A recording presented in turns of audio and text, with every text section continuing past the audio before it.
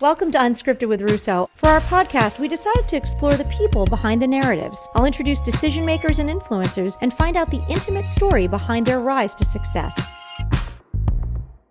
Welcome to Unscripted with Russo. I'm Ashley Russo, and I am being joined today by Joetta. She is a four-time Olympian, author, entrepreneur, motivator, and a leading authority on achievement, health, and wellness. Joetta, it is so great to have you on Unscripted. Thanks for being here. Thanks for having me. My pleasure. So you are known for a lot of things. I think many people know you for your time at the Olympics. I mean, a four-time Olympian, that's a pretty amazing feat. But I want to take people back in time for some of the stuff they might not know about you. Tell me a little bit about growing up and the family structure, what you were involved in, what kind of kid you were. Wow.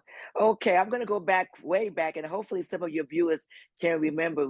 We all have our AARP cards now, so I'm going back to the early '60s. I was raised in the city of Newark, New Jersey, and that's where we stayed for a while. When the riots came to the city of Newark in 1967, we moved to South Orange, Maplewood, and that's where I got most of my childhood life and skills in Newark and in South Orange. I was a really active child.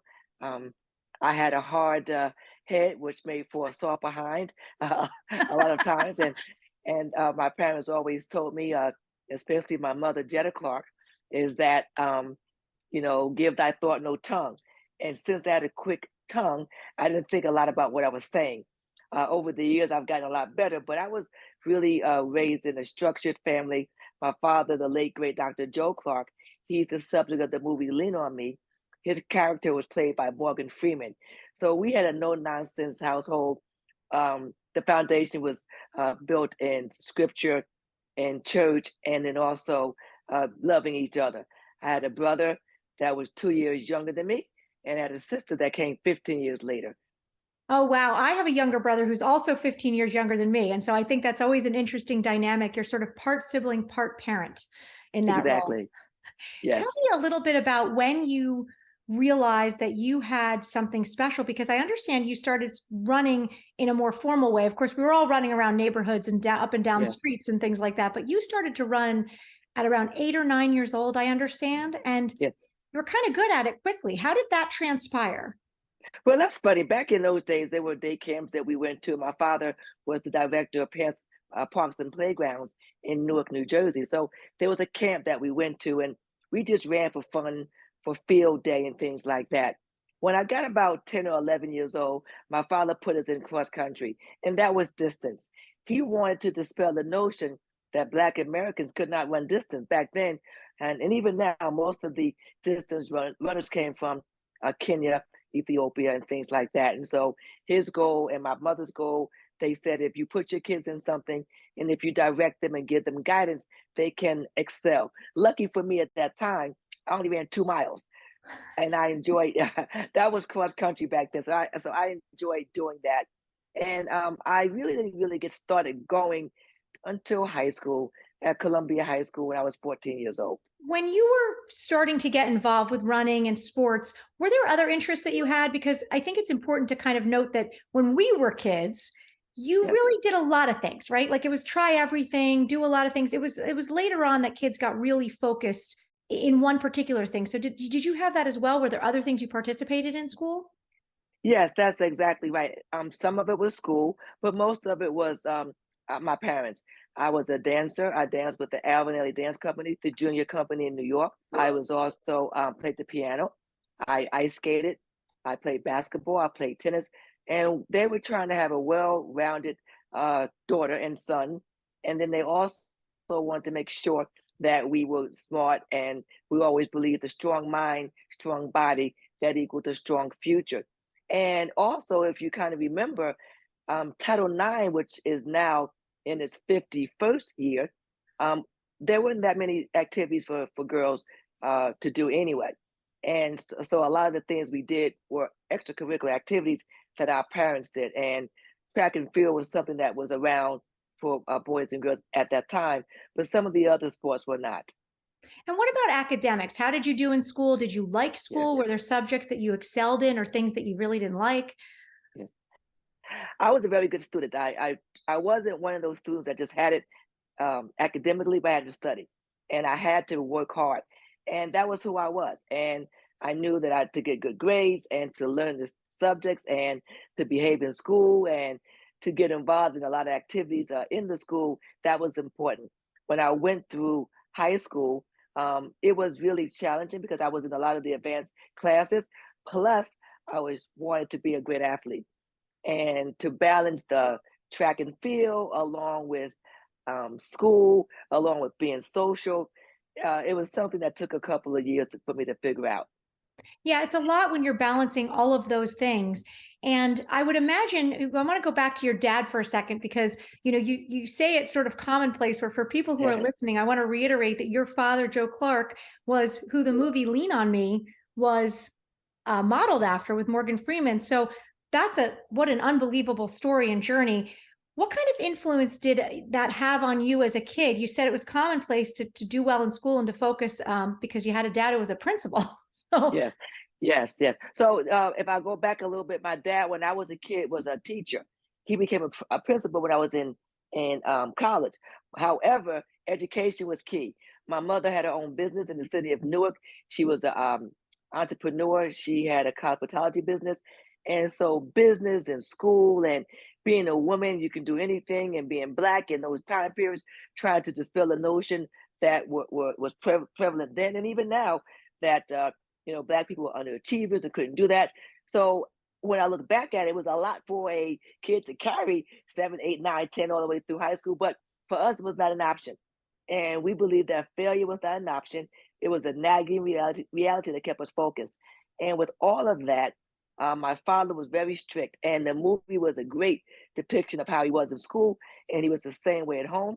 And my mother created the balance between the academic, the school, the socialization, and the TLC, if you will.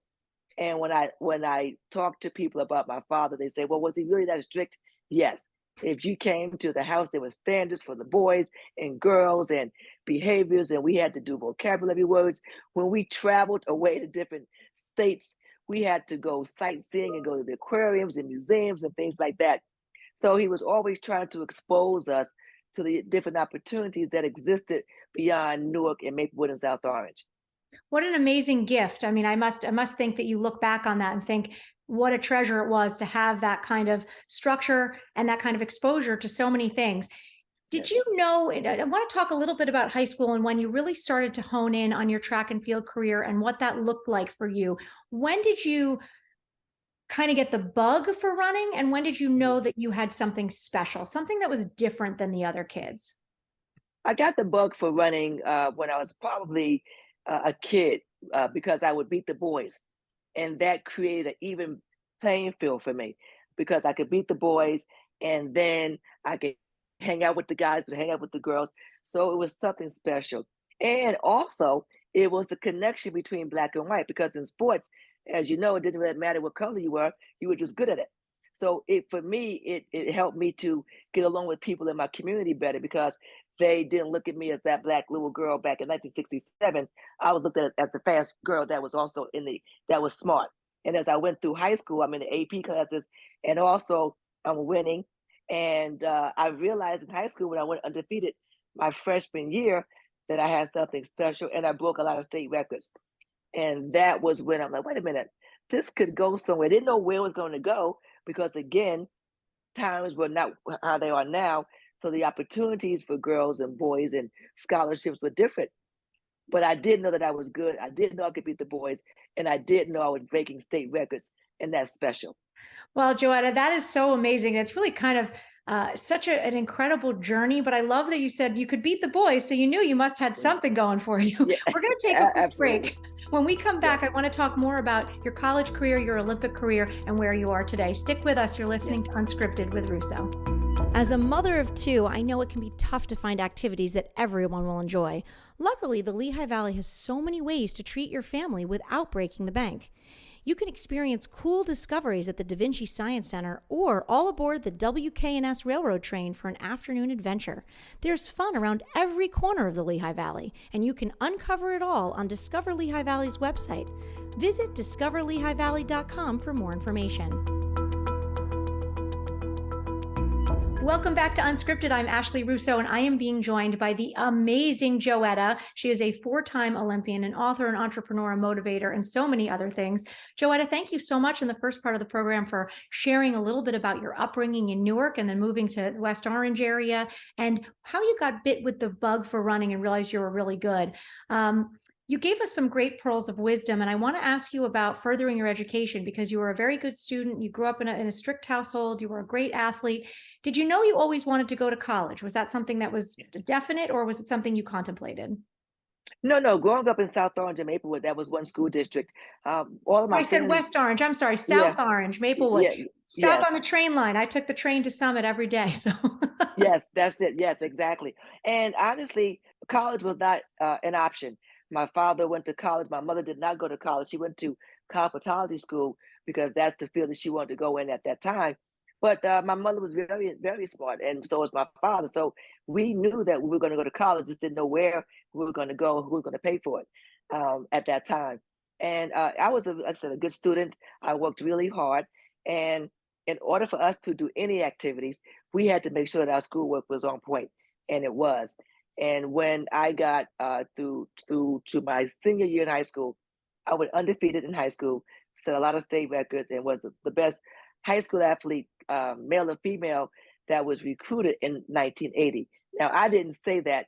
That was said by Sports Illustrated that I was the best high school athlete, male and female. And I came out with people like Patrick Ewing back in those days, Charles Barkley, and Jackie Joyner Kersey, and oh gosh, there was some other great athletes that came out, but I was the number one in any sport. And because of that, I landed a full scholarship to the University of Tennessee in Knoxville. And at that time, boys and girls were separate. So the boys got NCAA scholarships and the girls got AIAW scholarships, which were different. And that was the first time that I really saw the difference between boys and girls. Being on the college campus and looking at them flying and girls taking the bus, looking at the equipment that they're getting. We're not getting as much equipment. However, in 1981, that's when the boys and girls combined. So now the NCAA was for boys and girls, men and women, and then things began to take off. and you really noticed a difference at that point. I mean, could you see the benefits to having that being a part of all sports, not having it being girls separate? Yeah, I did see a benefit. It wasn't particularly about the separation, but it was about the inclusivity, about getting the same equipment. Now I can get a full scholarships, which would include books. When I was a freshman under the other rules, my parents had to pay for my books, but everything else was paid for. So now we have books paid for. Now we can go on 5 visits a year like the boys and not have your parents pay for those visits. When I was going on my freshman year, I had to have my parents pay for my college visits. And so that was really good. But also, when I was at Tennessee and running really well, it was the first time that I saw women in charge. We had Pat Head Summit, basketball coach. My coach was Terry Crawford, female. The athletic director was Gloria Ray, and then Joan Cronin. And the SID, Sports Information Director, was Debbie Jennings. And that was the first time that I saw women in top positions outside of my mother, and they were winning. And then the bug went up in my mind that sports could go far if I get in the right path. So my goal was to run fast to the best I could do, graduate, and then get into the sports industry. When you first went to college, first of all, I imagine at that point you traveled a little bit because of running in high school, but how was it to go from New Jersey down to Tennessee? And Yeah. what kind of lessons or voices in your head from your family did you take with you that helped you in those early days of college? I know, you and I have kids the same age, and, those early years in college, it's a lot of adjustment. Well, I went so far away, and there was an airlines called People Airlines and Big Apple Airlines, and it was $99 round trip back then. But my parents assured me that I would not be coming back and forth often. Going to Tennessee was a change, a culture shock. Going south and dealing with everything that was going on back in that time period, and all of the discrimination, and my parents not knowing what was going to happen, and I was uncertain as what was going to happen in that space. But I will tell you that I think being an athlete, I had different. I was viewed differently, but I used that platform to work to make sure that everyone that was on campus that was Black or minority was inclusive. So I became someone that became more aware of being Black, being a woman, being intelligent, being athletic. And then my role was to do more than just run, it was to graduate and then make a difference in the lives of others. So being a student athlete, I had different hats. The hat that I had of being a student athlete, and then somebody that was really involved in the culture at the school. It's amazing to me that in that time you were able to recognize all the different hats you needed to wear and what you wanted to represent to other students. And when you look back at, you're a 9-time NCAA champion, you put in the time and the commitment, you got a great degree. What advice do you have for current student athletes that are trying to figure out that work-life balance that happens really first when you're a student athlete? Well, the one thing that I would say to any student athlete is for you to make friends outside of your sport, which I did, and then also to not be afraid to fail. So often when we go there, a lot of us may be like I was the best in the country in high school, but I went to a team that had a girl that was as good as I was. So when you go to schools and you're no longer number one on the team, how are you going to be able to adjust and adapt to that? And then also be mindful of issues and find something that you're passionate about outside of your sport and get involved in that. And that would be what I would say, because I think when you meet other people from other backgrounds and it's more diverse, one, and then also you become more involved. And then that's when you kind of hone in on your skills as a young adult. And that's the framework for you as you go through life. As far as majors may change, what you study in college, you may not get a job in a career in that. Paths are what they are. But one thing that's consistent in my time, in your time, in our children's time, if you don't put the results in, you will not be able to reap the benefits of being productive. It's amazing advice for any young person out there, regardless of what their path is, putting in the work, putting in the time, making sure that you've got friends and diverse friends in different fields and that you're open to things. I love that. I absolutely love that advice. I want to switch gears a little Yes. bit because I think that the trajectory from high school athlete to college athlete, certainly unique. To be an outstanding college athlete, certainly unique. But whole nother stratosphere is to be an Olympic athlete. So take us through how you transferred from being a college athlete to knowing that this was the direction you would take and that you had the ability to get there. And maybe not just the ability, but the grit to really do the work that came with that territory. Take us on that journey. But thanks for asking that question. And it is a journey that lasted for over 20 years of me being the top. The Olympics are every 4 years, and I had to be in top shape for all of those years in between to make the next team. I will Well, I say, just want to however, say, Joette, I'm gonna oh, stop you right there because for people who are okay. listening to this, we recommend you go on to our YouTube channel to find it because you're talking about being in top shape through 2000. It's 2023, and I'm looking at your arms right now, and I don't care how often I work out. You are in shape. You look Yes. amazing. So I Well, know thank that you've you. made it not just for the Olympics, but a lifestyle for yourself. So Well, I just want to point it, that out to our yes. viewers. You Well, did thank not you. just stop competing and fall off. You really have kept a lifestyle of health and wellness. So you Thank you. transition from college. Tell us what happens next. Go back to women. Men and women were not equal. And the event that I was running, if you go back to the time, it was communism. And the Eastern Bloc countries were running really super duper fast. They would run 153 in the 800 meters. I was only running 159. So I was getting beat quite often by at least 50 yards. But I enjoyed the sport and I enjoyed being over there. I say this because in 1988, I made my first Olympic team. The wall came down in Germany in 1989. When the wall came down, the landscape changed, communism disappeared. Those amazing fast women are no longer around. So you have me who was able to work. I had a job. I had to work. I was a state investigator for the drug diversion section in the state of New Jersey.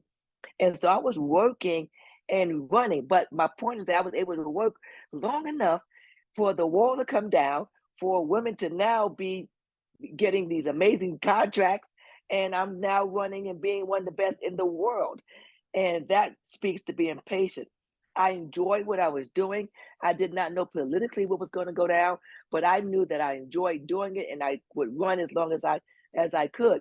Now, when the money came around and it became a business, I became wise. I got agents And I was able to make a business out of running, being sponsored by Nike and Ray-Bans and Power Food and Foot Locker, even some of my amazing sponsors during that time period, which enabled me to run professionally from 1988 until I retired at the age of 38 in 2000.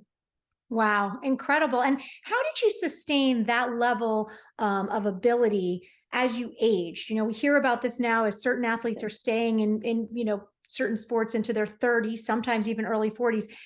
I would imagine that is a grind that is just unbelievable. How did you manage it all?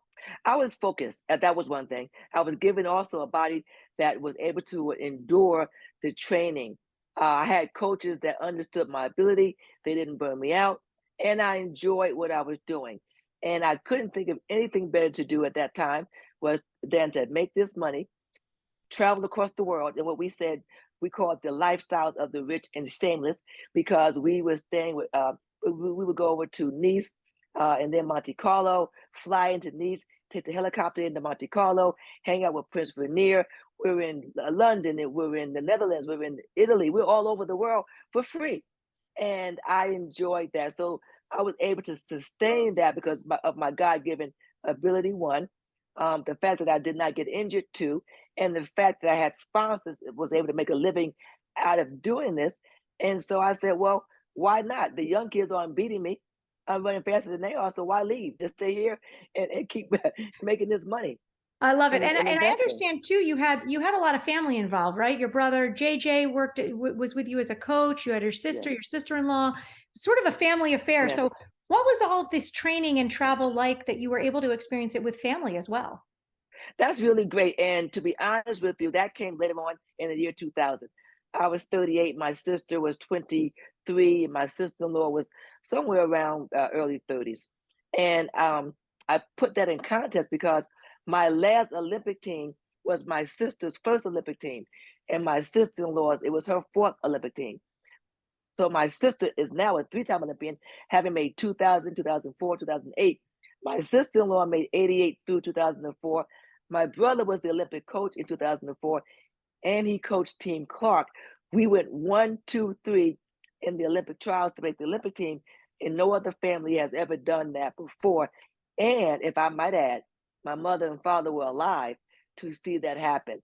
And it was really great to have us travel together as a family. Even though I was at the end of my career, I was still running good enough to be one of the best in the world. And that was a joy and a pleasure, and quite obviously an honor to have that opportunity.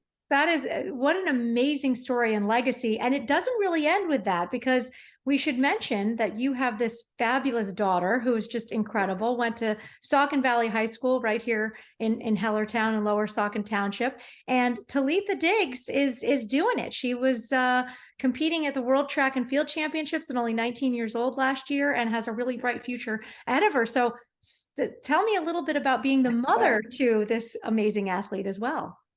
Well, I am so thankful that I've had the opportunity to be the mother to help develop and kind of cultivate her path, letting her choose her path. She played basketball and soccer, equestrian, ice skating. She did not start running until she got into high school over at Saucon Valley. And I will tell you this, it's been a joy to watch her mature. The coach over there understood that he did not know how to coach a sprinter, so he allowed her godfather to coach her.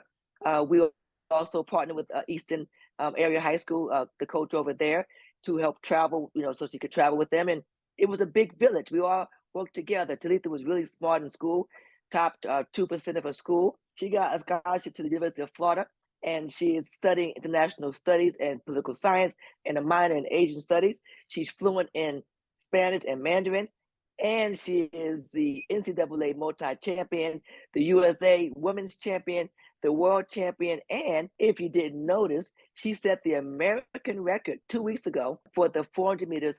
She's the fastest American ever to run the 400 meters. So I am very happy that she's You carrying know, on the Joetta, it's tradition. funny. You there are many accolades that you have. You didn't list any of those. I asked you one question about Talitha, and Mom came out, and proud Yes, mom. I yes. mean, You can see it, you can hear it, as you should be. I think this entire community is so proud of her and so excited to have a hometown girl making everyone proud. So Yes, thank you for sharing that. We absolutely wish her the best and look forward to, watching her journey as she grows as yes. an athlete, just as you did. I want Thank to you. take a quick break, but when we come back, I want to ask you a little bit about this region and being a part of the Lehigh Valley community and what that means to you. So, everybody, stick with us. We'll be back with Joetta right after this. Time to take your workout outdoors. Discover Lehigh Valley is a great resource for finding easily accessible nature trails with stunning views and challenging terrain. Whether you're exploring the Delaware and Lehigh Trail or going for a jog on the Ironton Rail Trail, explore Discover Lehigh Valley to get you started. Follow them on Instagram, Lehigh Valley PA. Hey everyone, it's Ashley Russo. Welcome back to Unscripted. I am being joined by Joetta. She is such an outstanding woman. Thank you so much for spending some time with me and with our audience today. What you have done and the perseverance, the dedication, the accomplishments, they're so inspiring. And you've really given us some great nuggets today of what people should be thinking about as they look for success. I want to mention that while you are one of the top athletes in our country's history, you are also an incredibly smart and successful woman. You have a podcast, you've got a company, you've got your sports and beyond. You've got all kinds of things. You've written a book, your right? Principles for Success. Yes. So tell me a little bit about what those P's are and how they have helped you frame the life that you've led up to this point. Well, thanks for asking that question. And that transition was seamless because I knew that my running days would be over soon. So in my mid-20s, I started working Joetta Sports and Beyond. Didn't know what the beyond would be, but I said I has to be something beyond sports. And the book, the Joetta P Principles for Success, Life Lessons Learned Through Track and Field, we have our P's. And in life as an athlete, as a person, to be successful, you have to have a purpose, get prepared, be patient, get perturbed, and perseveres. And that is the essence of the book with the P's. And I use that in life with everything that I do. As a motivational speaker, inspirational and transformer, I like to make sure people understand that you all are champions, but you have to unleash that champion. And it's my job to make sure that when I speak to people or on a one-on-one basis or in a group, that's what I'm trying to do. It's not about being the Olympic champion because I don't have an Olympic gold medal, but I got the gold medal of life. I've traveled around the world. I met amazing people, and I now have the opportunity to make a difference in people's lives. And I really focus on women at all stages, be it transitioning, be it beginning, whatever stage you're in. I like to speak to that, and I really enjoy speaking and meeting and just trying to motivate and inspire people with lifestyles physically, with their health, mentally, with their businesses, and then spiritually as well, to make sure you're grounded in something that keeps you energized toward going to your goals. That's great. Motivated in something that keeps you energized. That's Yes, a great lesson and a great quote to take with us because I think that finding that motivation, I sometimes say to my kids, don't wait for the motivation. right. Start the project, start down the path, the motivation will follow. And I think that, when you train every day in something, you recognize that you probably don't feel like getting up and doing it every day, but you get up and you do it and it creates great Right. habits. So I love that. I want to ask you a little bit about the Lehigh Valley. Sure. How did you end up in this region and what is it that you love about it here? I ended up in the region kicking and screaming because when we came there, we wanted to leave New Jersey because of taxes, basically. But we wanted to be close enough to get to New Jersey. And we just said, wait, this is a nice spot. You have buses here, a great school district.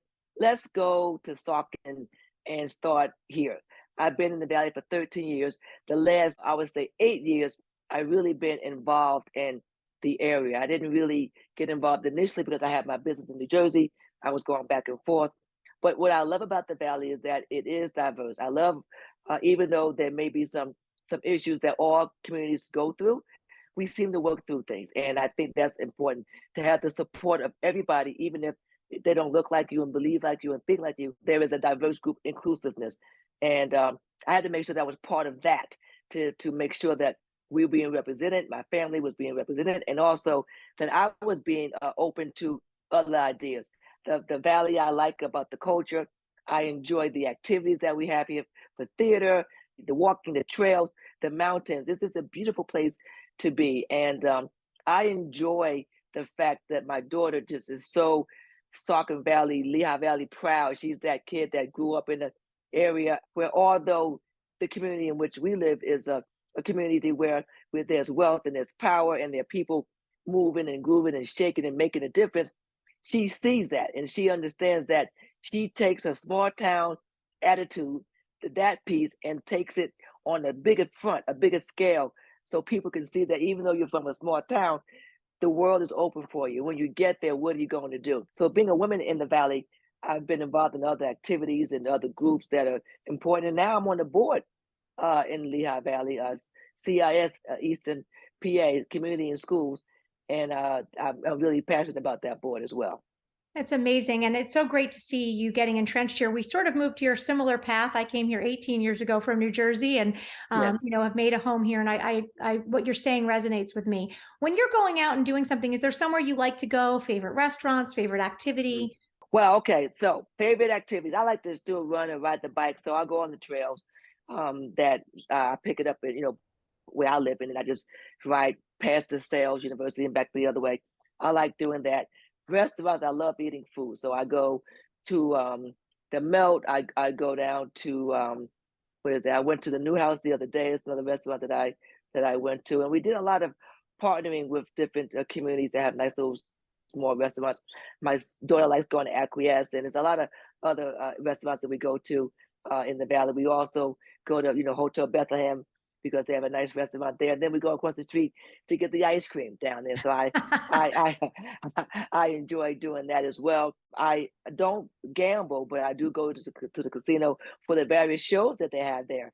And then they have shows over at Lehigh University, over at the Zola Theater. So I go there for things too. And I just kind of become entrenched in the community. And I think that if I have a spot to go, I really, really like going to Lehigh University. And I like going to the mountains and looking down into the valley. I like doing that. When my daughter was a little kid, we went to Blue Mountains and we would go skiing and she would go snowboarding, things like that. But I don't do that anymore. And then we go ice skating. We go down to the Steel Stacks for ice skating. And I go roller skating as well. So I stay really active, as you can see. I know all the little things. And what's cool here is all the things you mentioned are like within 10 minutes. I mean, 10, 15 minutes, you can kind of get anywhere and do anything, which I love as well. So Joetta, Yes. before I let you go, I want to ask you, what does the future hold? What are you looking forward to over the next few years? And where can people find what you're up to? Thank you about that. And since I was so short before, I will be a little bit longer this time with my future. The future is this. We have the Be Extraordinary podcast that we're doing.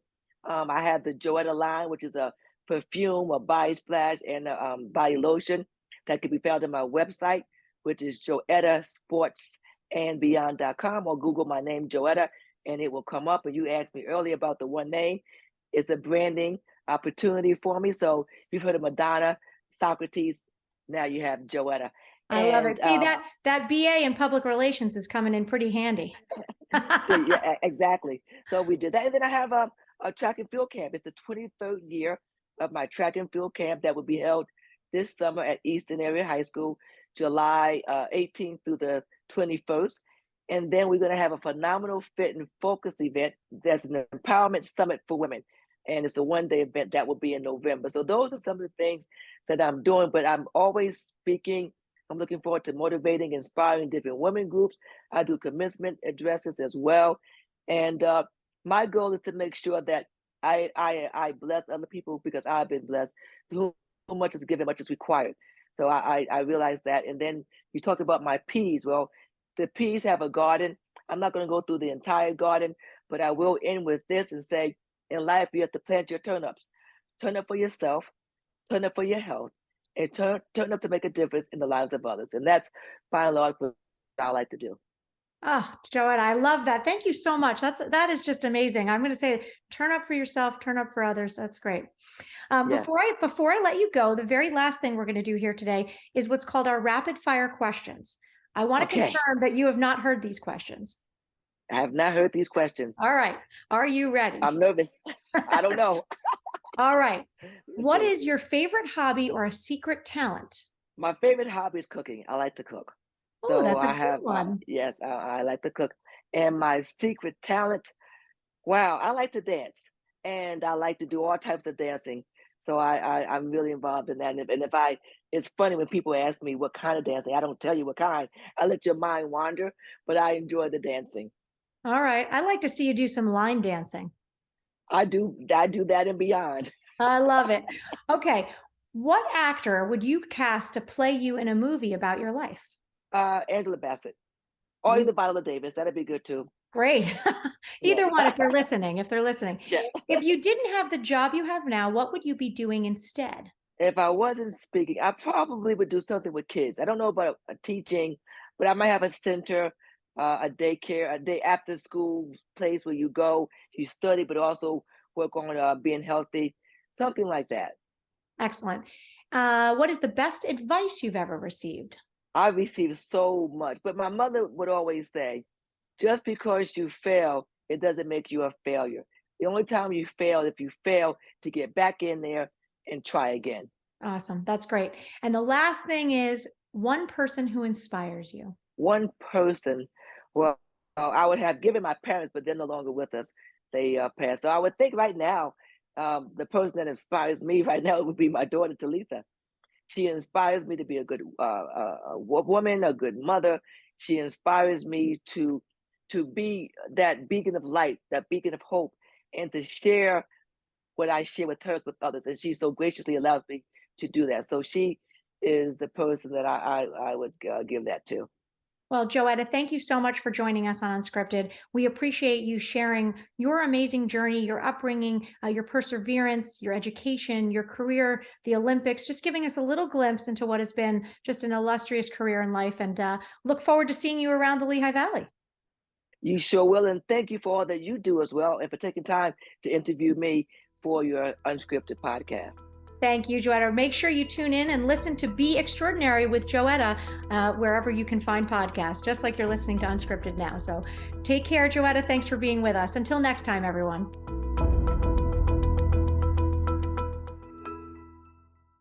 If you like this video, give it a thumbs up and subscribe to our channel. To see more of The Peak TV, check out our website, subscribe to our YouTube channel, and catch us on WFMZ Channel 69.